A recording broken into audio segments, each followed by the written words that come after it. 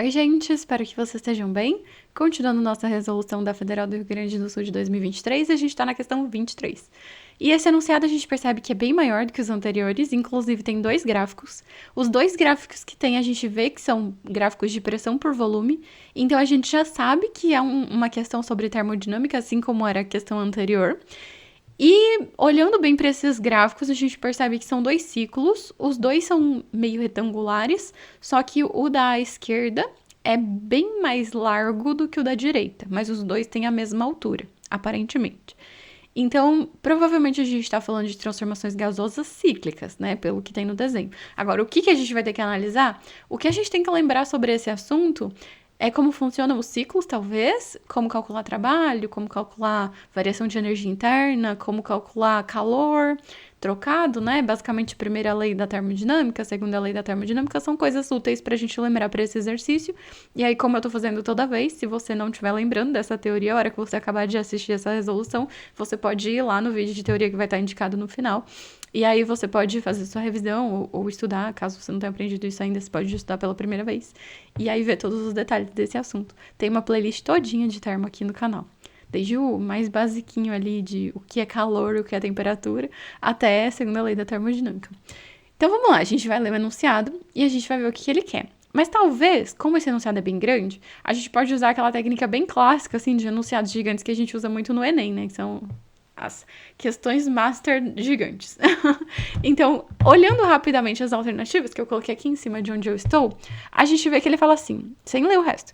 Ao fechar um ciclo, é correto afirmar que... E aí, nas alternativas, ele está falando de relações entre W e Q, comparando 1 e 2. Então, W é maior do que em 1 do que em 2, Q é maior do que em 2 do que em 1, enfim, todas essas combinações possíveis. E aí, na letra E, acho que a única diferente fala que W não depende do caminho. Então, ele basicamente está comparando W com Q. Algumas pessoas já chamam o trabalho de W naturalmente, não vão ter nenhuma grande dúvida de que é W. O que a gente sabe que é o calor, acho que é uma notação bem mais comum, mas o W, às vezes, a gente usa o tal, né, aquela letra T grega, que nem sempre é usado como W de work, né? Mas significa a mesma coisa. Então a gente sabe que o W é o trabalho. Mas caso a gente não soubesse, também tá tudo bem. É só a gente ler o enunciado completo e ele vai explicar ali no enunciado. Mas é importante a gente ler. Agora que a gente já sabe o que ele vai querer, a gente já vai ler pensando nas relações entre calor e trabalho, né? Que tem alguma coisa a ver com esse exercício. Então vamos lá, vamos ler com calma e a gente vai analisando com calma. Determinado gás sofre as transformações indicadas nos ciclos abaixo, efetuados no sentido horário. Então, não tinha indicado a setinha ali no gráfico, mas ele informou no enunciado que está sendo percorrido no sentido horário. Isso é importante, porque o sentido que o ciclo está sendo percorrido vai determinar o valor, o sinal, na verdade, do valor do trabalho. Então, se for sentido horário, que é o que a gente tem, a gente sabe que nosso trabalho é positivo, se fosse anti-horário, o trabalho seria negativo. Então, isso é uma informação importante para a gente já ir pensando conforme a gente está lendo. Continuando. Nos gráficos, P designa pressão e V designa volume. A gente já sabe. Fiquem em dúvida se fala designa ou designa. Alguém deve ser designa, né? Enfim. As figuras estão na mesma escala. Então, isso também é uma coisa importante. Porque as figuras estão na mesma escala, a gente não sabe só olhando. Mas se ele falou que elas estão na mesma escala, o fato de elas terem aparentemente a mesma altura significa que o valor de variação de pressão para os dois é o mesmo. Só que a gente percebe que a variação do volume na figura 1 é muito maior do que na figura 2.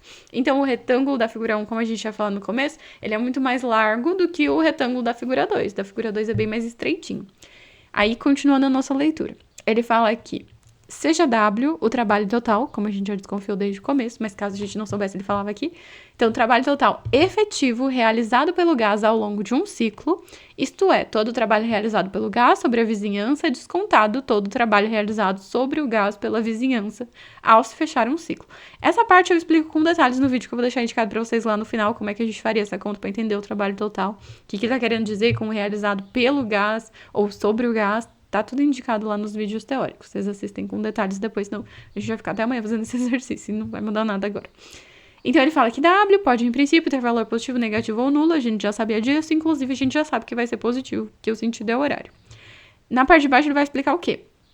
Então, seja Q, a quantidade total efetiva de calor transferido para o gás pela vizinhança ao longo de um ciclo, isto é, todo o calor transferido para o gás pela vizinhança, descontado todo o calor transferido para a vizinhança pelo gás, ao se fechar o ciclo. Porque agora que a gente tem ciclo, tem um monte de coisas acontecendo ao mesmo tempo, né? Então, ele basicamente quer que a gente analise os totais aí do ciclo como um todo. E aí ele fala, então, de novo, que o Q pode ter valor positivo, negativo ou nulo. O que, tudo bem, significa que ou ganhou calor, ou perdeu calor, ou não mudou o calor, se fosse uma transformação adiabática. Aí vem a pergunta de fato, ao se fechar o ciclo, é correto afirmar que... E aí a gente vai ter que analisar tudo isso. Então, basicamente, esse texto de baixo era a teoria que a gente já sabe, então se a gente não lesse, não ia mudar grande coisa. Mas vamos lá. O que a gente sabe sobre ciclos? Primeira coisa, trabalho em um ciclo depende da área interna desse gráfico. A área de dentro, no caso, como são retângulos, então a área interna desse retângulo. Como a gente já tinha analisado que o retângulo do 1 é maior do que o retângulo do 2, porque ele é mais largo e os dois têm a mesma altura, então a gente já sabe, olhando, que o trabalho realizado pelo ciclo 1 é maior do que o trabalho realizado pelo ciclo 2.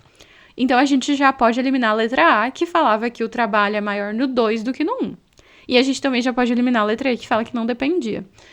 Aí a gente tem que pensar nos calores, porque a B, a C e a D falam de calor. Então, a B fala que a do 1 é maior que a do 2, a C fala que é o mesmo, e a D fala que é menor no 1 do que no 2. Então, é o calor que vai decidir. Como é que a gente vai comparar trabalho com calor? Agora vem a parte da primeira lei da termodinâmica. A primeira lei da termodinâmica é justamente a relação entre as trocas de energia, né? A variação da energia interna, que é o ΔU, é igual ao calor menos o trabalho. Então, ΔU é igual ao Q menos, estou chamando trabalho de W aqui, porque foi o enunciado que escolheu, tá? Mas é a mesma coisa. E o que a gente sabe sobre um ciclo? Em um ciclo, ele começa e termina no mesmo ponto. Se ele começa e termina no mesmo ponto, significa que ele começa e termina com a mesma temperatura. Então, se a gente está analisando o ciclo como um todo, não vai ter variação de energia interna, porque não teve variação de temperatura pensando só no começo e no final, tá? Então, o ΔU para um ciclo é zero. E aí, se o ΔU é zero, a gente tem que zero é igual a calor menos trabalho. E aí, se eu passar o trabalho para o outro lado, ele era negativo, vai ficar positivo, então a gente conclui que o calor é igual ao trabalho. Ou seja, se o trabalho do 1 era maior que o trabalho do 2 e o calor é igual ao trabalho, então o calor do 1 também vai ser maior do que o calor do 2. E isso é exatamente o que fala na alternativa B. E essa é a nossa resposta. Mais uma questão relativamente tranquila, comparado com uma que a gente fez alguns dias atrás. E é isso, gente. Se vocês tiverem alguma dúvida, vocês podem deixar nos comentários. Se tiver sido útil, por favor, me conte nos comentários também.